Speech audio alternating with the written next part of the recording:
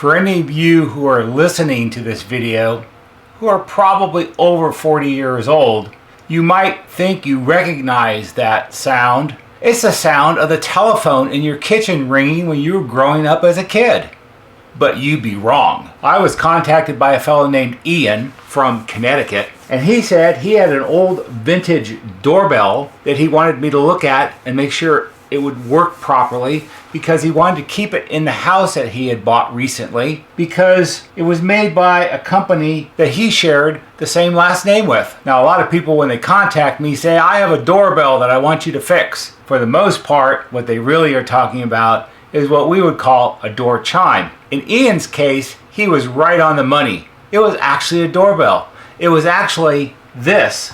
This is an Edwards doorbell. And it just happens that Ian's last name is Edwards also. So a little history before we get into this, and this is a very little bit of history. Edwards is a company that's been in business since 1872, and they're still in business today.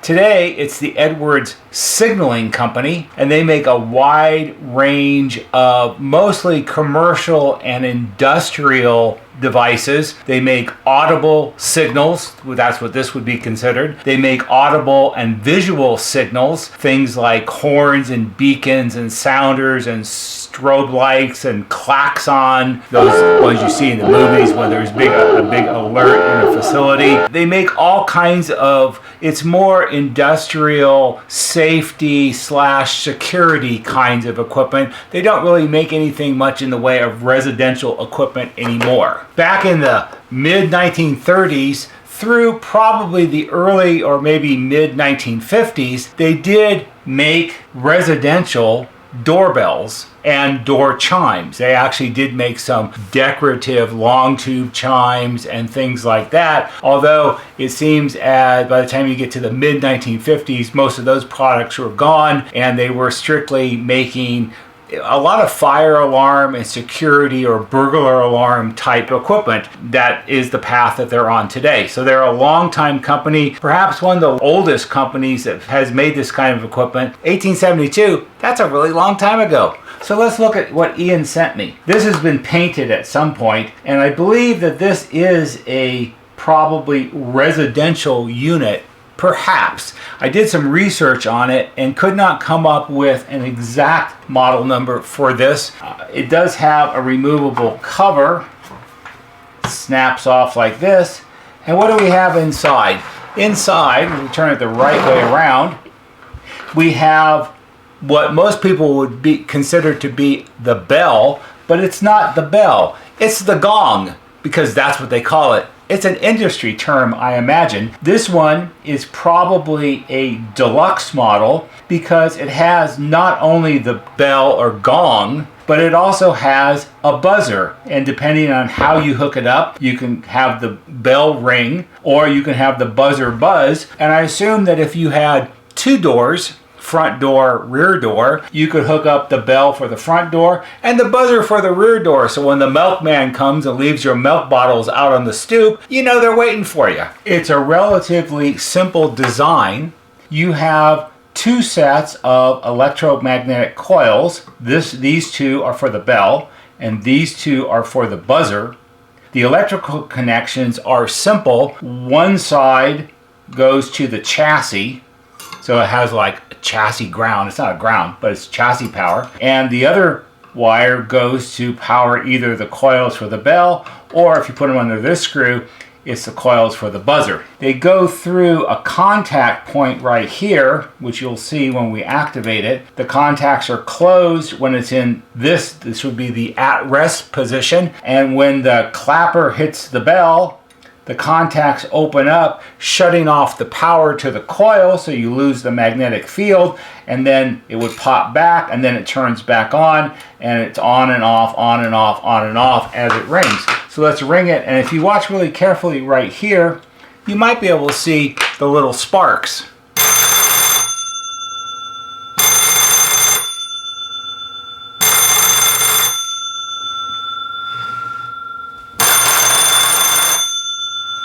It's very simple. There's almost nothing to go wrong with it.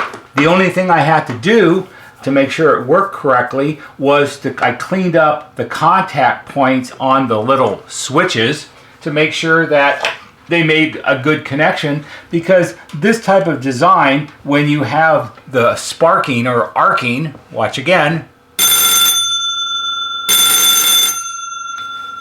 every time it flashes, every time you see the arc jump across, in some respects, it's very similar to what happens when you see someone arc welding, where you have the big welding probe and you strike an arc and you have the big, you can't look at it, of course, you have to have a shield on to protect your eyes, but as it arcs back and forth, it transfers material from one contact point to the other, and that causes wear. It also causes carbonization. You get carbon buildup on the contact points, which prevents it from making a really good connection. So over the years of use, it cannot function as well as it should.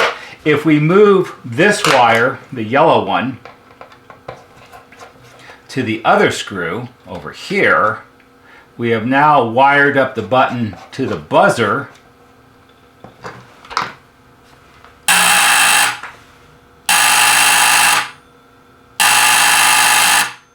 That's heck of annoying.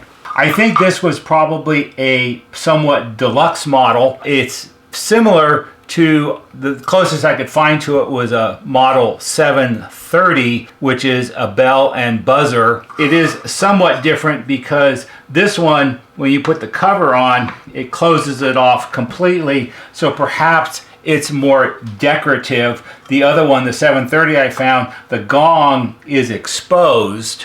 Oh, and I should show you here on the cover, if you look carefully, you can see right here, maybe, kind of hard to see because it's been painted flat black, so it's kind of hard to see. It does say Edwards embossed into the cover, which is Ian's last name. This circular part down here at the bottom, there are little sort of vent holes in it, which are mostly been closed up by paint. Not too bad, but some. And I assume that lets the sound out somewhat more. Also, this is chrome plated on the inside, so it could have been chrome plated on the outside, which would kind of make sense, I think, but I don't know for a fact. I also noticed that some of these, the gong on this one is also chrome plated, whereas a lot of the examples I found, it was painted. So maybe this was a more expensive model. Maybe it cost an extra 50 cents. Because it's fancier. The other thing that's interesting about this, which again, it's hard to find detailed information about because I couldn't find it about this exact model, but this is very similar to the other models that I found in the way it's constructed. So I think they're all very similar. This most likely is designed to work on between 6 and 8 volts AC or 3 to 6 volts DC. Almost all doorbells is all the way back to the 30s all work on AC voltage, some type of low voltage transformer. So why would this one be DC also? I think it's DC also because you have to think that back in the day, this was made sometime in the 30s or 40s. You might live in a house that's 30 or 40 years old. It might have been built in the late 1890s or early 1900s. You may not have had any kind of doorbell at all. It was a newer idea in those days. It's not something that everybody had. And if you wanted to add one, you would have to run wiring for it and maybe trying to wire in a transformer. Things are different in those days. I often remember a lot of houses built in the 20s, 30s, and 40s. You had very few electrical circuits, sometimes as few as 4 circuits for an entire house, and houses were small in those days. Finding a place to wire in a transformer and run the wires and all that would be a chore. So if you could run it off dry cell batteries, that would make it a lot easier. One thing about this, because I'm sure that when Ian installs this, he's going to wire it up. He's going to have a low voltage transformer to power it. And if you think about it, and I've done some playing around with it to try to figure out what I should recommend to him. If it says that it's designed to operate on 6 to 8 volts AC, what kind of transformer are you going to actually use? Now this is a 16 volt transformer because I don't actually have any transformers here at the shop that are less than 16 volts because there isn't anything that we work on that uses less than that. So what I did, I kind of cheated a little bit. I have this wired up to my bench power supply. So this would be a 115 volt transformer, and I have it dialed down to about 83 volts right now. It's being powered by 83 volts because the less volts in, the less volts out. On the output here, instead of 16, it's really putting out somewhere around 12 volts. Now 12 is more than 8. However, when you ring the bell, ring the gong, the coils draw current. This can't really keep up very well, and the voltage drops. And I've tried it at different voltages, and it seems as if sort of the sweet spot for how it sounds is somewhere between 10 and 12 volts AC from the transformer. If you go lower than that, it sounds more clunky. You could tell it's being underpowered. If you go higher than this, higher than 12, it starts to sound more rattly. I think the clapper hits too hard and it affects how well the bell sounds. At the end of the day, on all doorbells or door chimes, it doesn't matter which it is, it all really comes down to what does it sound like. Because doorbells and door chimes, when they sound wrong, you know they're wrong. You can try to convince yourself that it sounds all right, but you know it really doesn't. And that's what I did with this. It's very subjective, I think, but inherently most people know what it's supposed to sound like, and to me,